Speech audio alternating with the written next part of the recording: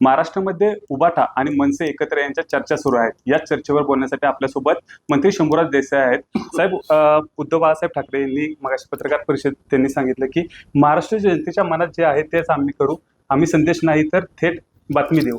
कसं बघताय याकडे? मी नाही पाहिलं, म्हणजे उद्धव ठाकरे साहेब काय बोलले हे काय मी पाहिलं ना. मी दिवसभर आज लग्न तिथी मोठे आहेत, त्यामुळं मतदारसंघातल्या जिल्ह्यातल्या लग्नांवर होतो मी आज, त्यामुळे मी ते पाहिलं नाही. पण उबाटाचं आणि मनसेचं जर तुम्ही म्हणाल, त्या दोन पक्षांच्या मधला तो हा विषय आहे. मग तो त्यांच्या पक्षाच्या वरिष्ठ नेत्यांनी त्याच्यातला निर्णय घ्यायचा आहे.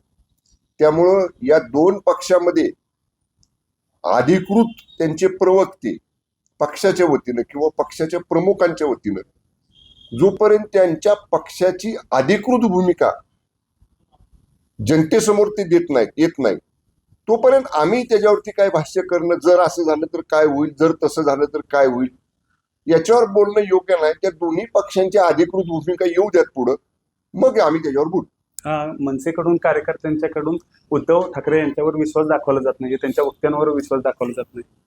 मी काय म्हणलं तुम्हाला, हा त्यांचा प्रश्न आहे. आता त्यांचा विश्वास आहे का नाही, आहे तर का आहे, नाही तर का नाही, पूर्वीचे त्यांचे अनुभव मनसेच्या नेत्यांचे काय आहेत, कशी त्यांना वागणूक मिळाली होती, काय झालं होतं, ह्या सगळ्या गोष्टी आता त्यांच्या पक्षातले नेते म्हणा किंवा त्यांचे जे काय कोणी प्रमुख मंडळी आहेत ती आता कदाचित माध्यमांसमोर बोलत असतील. पण आम्ही जेव्हा शिवसेना म्हणून बोलतो तेव्हा आम्ही पक्षाचे जबाबदार मंत्री आहोत, आणि मंत्र्यांनी बोलताना जोपर्यंत समोरच्या पक्षांच्या बाबतीतली अधिकृत भूमिका समोर येत नाही त्यांच्या पक्षाकडनं, तोपर्यंत आम्ही तरी त्याच्यावर जरतरच्या गोष्टीवर भाष्य करणं योग्य नाही. साहेब, जरतरच्या गोष्टीवर बोलायला राजकारणात हवं. बेरीज वजाबाकीचे गणित झाल्यानंतर समीकरणं जुळली जातात आणि त्यानंतरच राजकारण बदलतं. आत्ताच्या घडीला जर हे दोघं जर भाऊ एकत्र आले आणि ठाकरे ब्रँड एकत्र उभा राहिला तर शिंदे शिवसेनेला मोठा धक्का बसेल का, आणि त्याचे परिणाम शिंदे गटावर होतील का? तुम्ही मुळात तर शिंदे गट म्हणू नका. म्हणजे काय झालंय मला तुम्हाला समजत नाही. आता निवडणूक आयोगानं शिक्कामोर्तब केलं आमच्या पक्षावर, निवडणूक आयोगानं शिक्कामोर्तब केलं आमच्या चिन्हावर. ती मंडळी आमच्या विरोधात कोर्टात गेली, सुप्रीम कोर्टापर्यंत. कोर्टानं पण त्याच्यामध्ये इंटरफेअर केलं नाही, हस्तक्षेप केला नाही.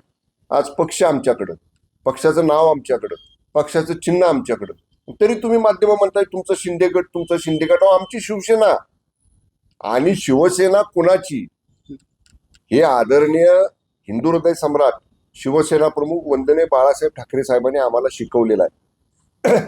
ज्वलंत हिंदुत्वाचा विचार धरणारी शिवसेना ही खरी शिवसेना. आणि आम्ही आत्ता 2024ला झालेल्या विधानसभेच्या निवडणुकीमध्ये शिवसेना पक्षाचे मुख्य नेते, राज्याचे तत्कालीन मुख्यमंत्री आणि आत्ताचे उपमुख्यमंत्री आदरणीय एकनाथजी शिंदे साहेबांच्या नेतृत्वाखाली आमच्या पक्षाचा स्ट्राईक रेट जनतेतनं दाखवून दिलेला आहे. आम्ही 80 जागा लढलो, 61 जागा निवडून आल्या. समोरचे काहीतरी 90 किती जागा लढली, 100 90 उबाटा किती जागा लढली ते पण माहित नाही, त्यांचे 12 का 13 निवडून आले. लोकांनी ठरवलं ना. आता त्याच्यावर शिक्कामोर्तब लोकशाहीमध्ये लोकमताला महत्व आहे. लोकशाहीमध्ये जनतेने मतं देऊन मतपेटीतनं सिद्ध केलं ना की आदरणीय वंदनीय हिंदू हृदय सम्राट शिवसेना प्रमुख स्वर्गीय बाळासाहेब ठाकरे साहेबांचे विचार शिवसेना कोण घेऊन पुढे चाललंय, तर आदरणीय एकनाथजी शिंदे साहेबांच्या नेतृत्वाखाली आम्ही पुढे चाललोय. त्यामुळे ह्याचं दूध का दूध, पाणी का पाणी महाराष्ट्रातल्या जनतेने केलेलं आहे. त्यामुळे त्याच्यावर परत जर तुम्ही म्हणाल की काय होणार, तुमच्यावर काय परिणाम होणार का, आमची शिवसेना ही वंदनीय बाळासाहेब ठाकरे साहेबांचे विचार घेऊन पुढे चाललेली आहे आणि ती लोकांनी स्वीकारलेली आहे. हेच त्यातलं सत्य आहे. साहेब, दोघे बंधू ठाकरे बंधू एकत्र येतील का असं तुम्हाला वाटतंय का?